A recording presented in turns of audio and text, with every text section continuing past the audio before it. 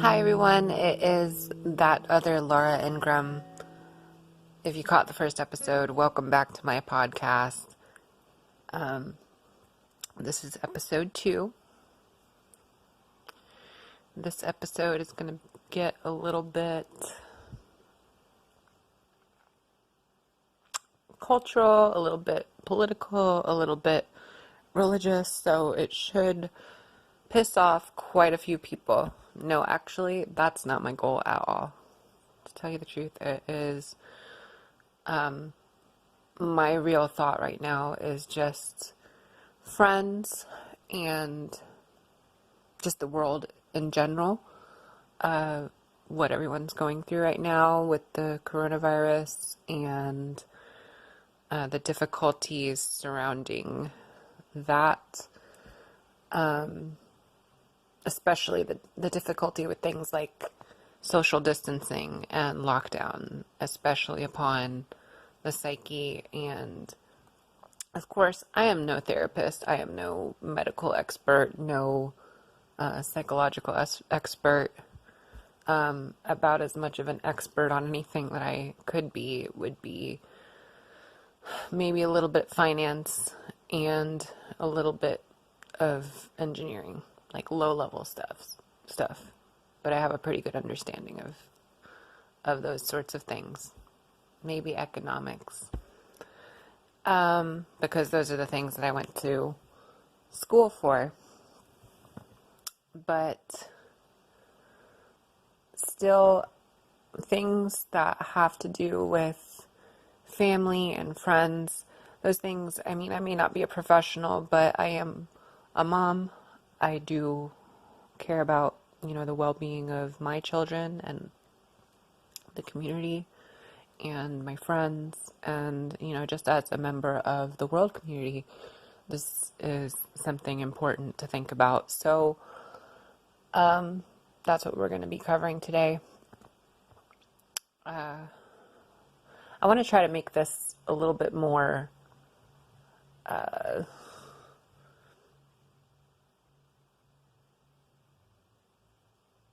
official. I want to try to make sure that I have a title for each episode and things like that, which I don't right now. In fact, I haven't really talked about the podcast and why it's named the way it is or anything like that, but I think that's going to be something that I end up talking about next week instead of right now. So for right now, I just want to talk about, social distancing and the psyche, staying emotionally healthy during all this. I notice, I'll post something maybe a little bit political or something, and I will get sometimes, especially right now, and I know probably everyone is noticing this, everyone's hunkering down and blocking people or, restricting pages and things like that. Probably, if you're like me, because you just don't want to deal with the stress. So, to those people that, have a hard time, and I know sometimes that's me, sometimes I have a difficult time,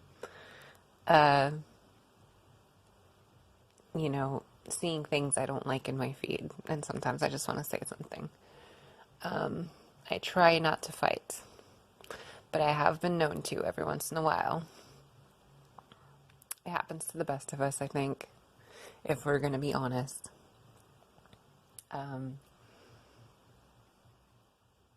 But that's okay. But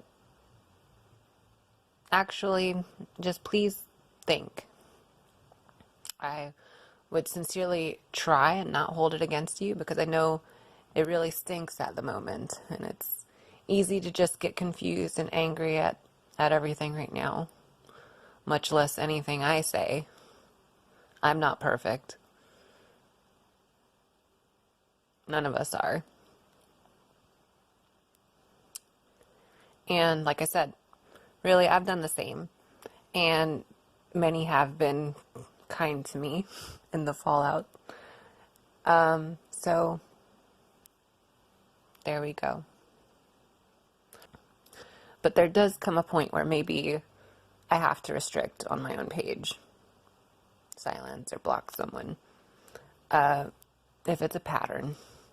And I'd like to avoid that. And I'd like to see everyone, including myself, and I've thought a lot of this over with everything that we've been going through lately, that people just look out for their own emotional health and their own rational mind. I want to remind my friends to look out for that. Take care of your rational mind. Over times where I've been very alone in my own experience, now in the past, I've been forced to recognize that our very own sense of worth is actually so very interconnected with others in really intricate ways too, we don't often think about. So with the lack of community and culture around us that keeps us engaged and rational, it can sometimes take a toll in holding on to your own grasp on reality.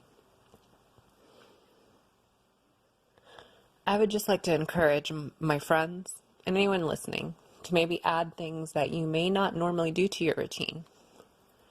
If you're alone and or feeling this way, take time to separate sources, people, and institutions that you can depend on.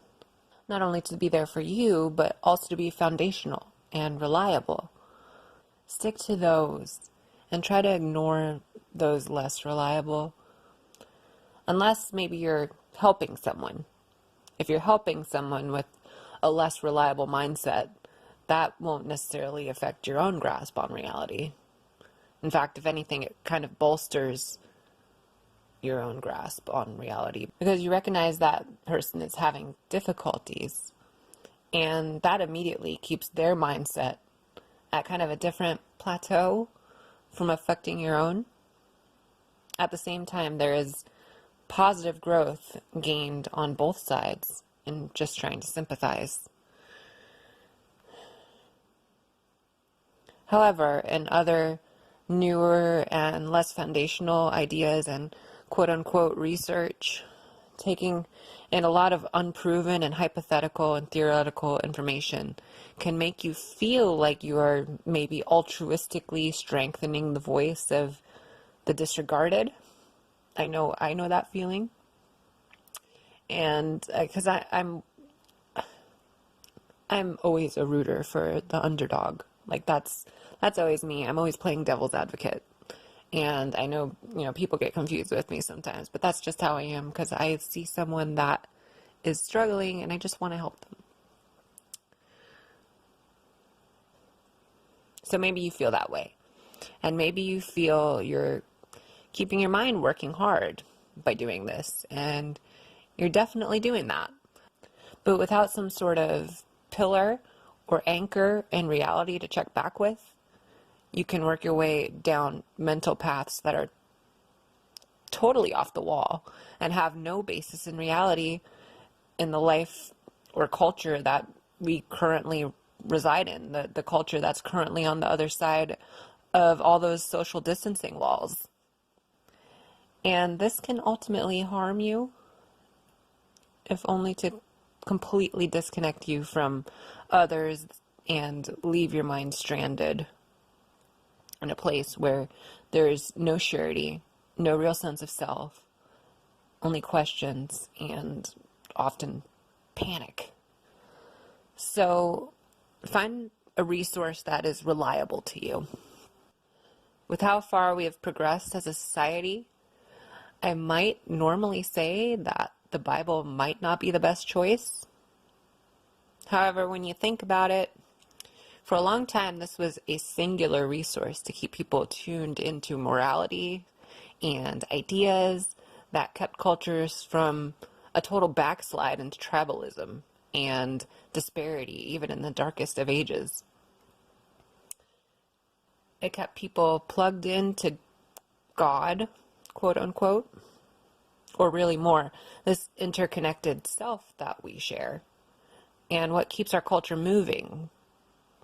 But it was also responsible for terribly hurtful and murderous wars and horrible atrocities that now most rational people look down on. So maybe I've rather encouraged people to find something else that works for them, at least in addition to that. Something, hopefully, that also allows for scientific and interfaith and intercultural understandings. But something that is reliable, that you can always go back to for your own sense of surety, that connects with the larger whole. It may be a person, although better would be an institution or a series of books or other media. But identify your resources and recognize its wholesome and good traits, as well as a fair realization of where maybe it also has had some bad advice. Create some pillars in your mind. Ritually remind yourself of your ethics and your values. Anything from literally reciting thoughts to yourself to reading something meaningful to family or listening or watching something that bolsters your belief in your core values and morality. I believe this all helps. Just for example, for me as an atheist, I value the Dhammapada and the Tao Te Ching because they make a case for morality without God, and they are old and reliable. So I'm spiritual. I do have a spiritual side.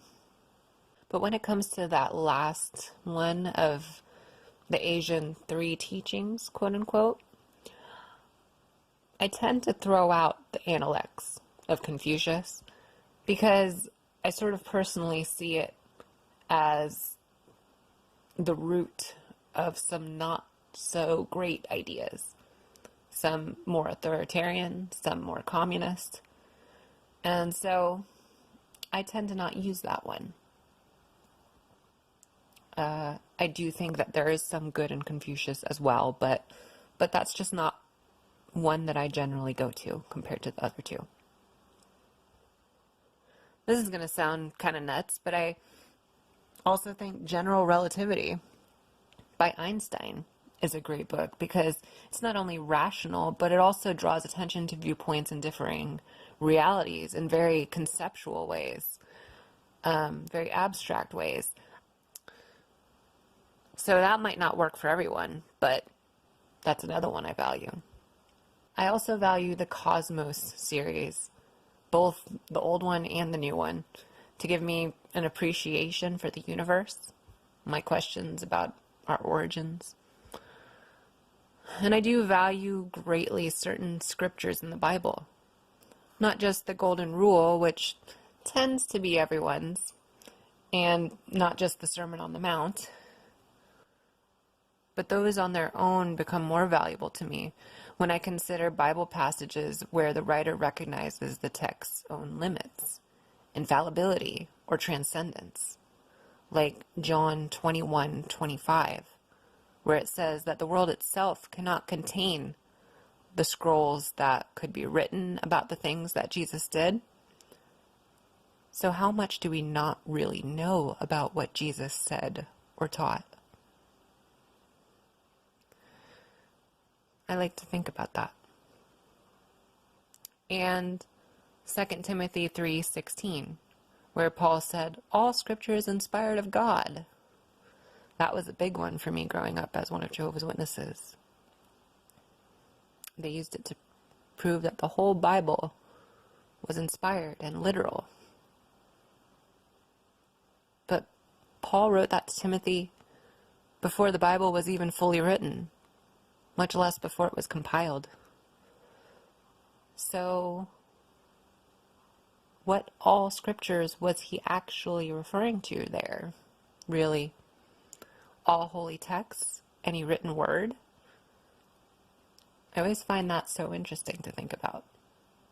So those personally help me understand the moral context of the Bible, where it can help and give us leverage in our own life, but also how other healthful works and ideas can be leveraged against its less healthy doctrines. I'm a humanist and an atheist. But if I were ever to call myself a Christian for valuing the Christian Bible, maybe I'd call myself a leveragist Christian. That's actually a term I thought of when I first left the Jehovah's Witnesses, that I threw away because, hey, cults.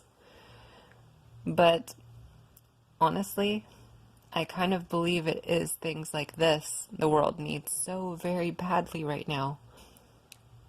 We really kind of need to bridge the giant gaps between us so badly, and in a way that makes sense. Maybe people need a moral compass right now. But also, many people have their own moral compass, created by observing the atrocities of religion, but without the rituals and without the concrete institutions for fostering families. Lots of atheists bring their children to church because of this, to foster those values. And to end this quick rant I'm on right now, I have to believe answers not only for those who feel uncomfortable or lost in the middle, but for most everyone alive lies somewhere in the middle. So, personally, though I shied away from the idea at first, now I'd welcome other leveragist Christians in the world, if that's what it takes. At least that very idea. Leverage positive Christian values to create useful, positive energy in the world, which we need. Recognize where the tradition comes from, love the rituals and the practice, but leverage better values against the negative ones that do exist within Christianity, because there definitely are some. And it's interesting. Leverage is such a basic concept, but it's also a concept in physics. And like any other system, we can use it both for and against other forces, like the forces of God. The ones we need to believe were always perfect in the past, to create the best human equilibrium any concept of God means for us to have, and what he might want us to have if he does actually exist.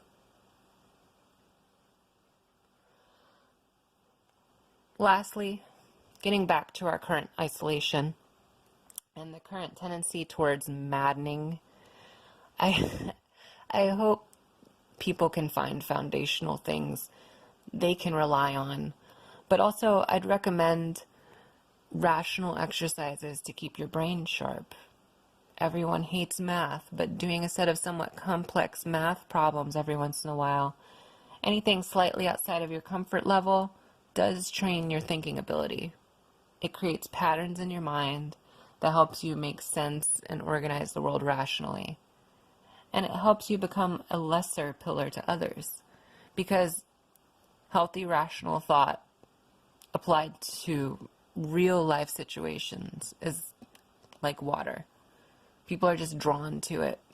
And the more people who can be that right now, the better.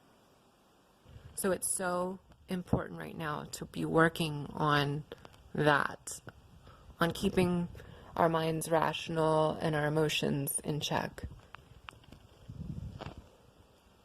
Anyways, I hope that helps people. I can get political sometimes. I can get religious sometimes. I can, be controversial sometimes. And I hate the fireworks coming off of that. Just as much as I hate the pain many people are going through that cause them such deep political concerns, I have been extremely anti-religious in the past. But after seeing how much people need these things, even though there's this obvious cognitive dissonance to me, and maybe many don't even fully grasp why they need it, but they just know they do. I feel and understand that. I know that. I mean, there are certain things that I need in my life. Like I said, I'm very much into Buddhism, the Dhammapada, the Tao Te Ching. So, I mean, I know I've got my spiritual side too. It's a little bit different, but I have it. And I mean, I just want to help with all the uncertainty right now. I'm insignificant. I'm not anyone. I'm just a mom to 2 kids, trying to keep the books and payroll for a tiny Portland contractor. Currently really hoping to finish an engineering degree I started a decade ago. But I really have been through hell and back before, in some of the worst, self-shattering situations imaginable. And I'm a bit of a recluse for periods because of those things. But I also don't let things bring me down, and I keep progressing, and I know that my methods and values have kept me afloat and moving forward even when I should have been fully sunk a long time ago. So if something I can say or do or offer can fix things right now, I'll speak them, I'll offer them. I'll pull everything that I have out and lay it on the table. I'll give everything I have inside to see people not backslide. Not plaster on a mask and take in loads of bad and abuse and the hurt of others, along with their compromise to any moral tradition.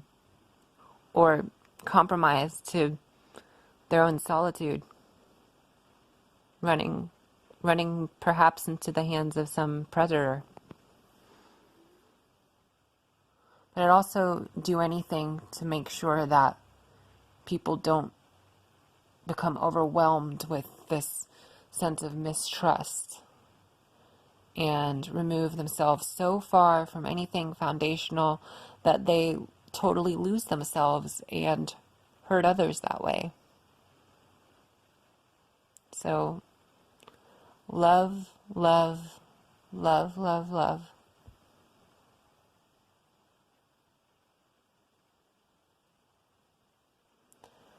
Thank you all for tuning in. If you're back and you saw the first episode, I am so glad because I know, to be honest, it wasn't great as far as, listening to, as far as how interesting it was. But it was kind of my pilot to see where I could take things and see exactly how hard it would be to do. So thank you for tuning in again. And I only hope to get better. I am thinking about doing a Patreon pretty soon, which I will put a link to if I have that set up. If not, just keep a lookout for it. It'll be there eventually. Anyways, I love you guys, and thank you again for tuning in. Take care and be safe.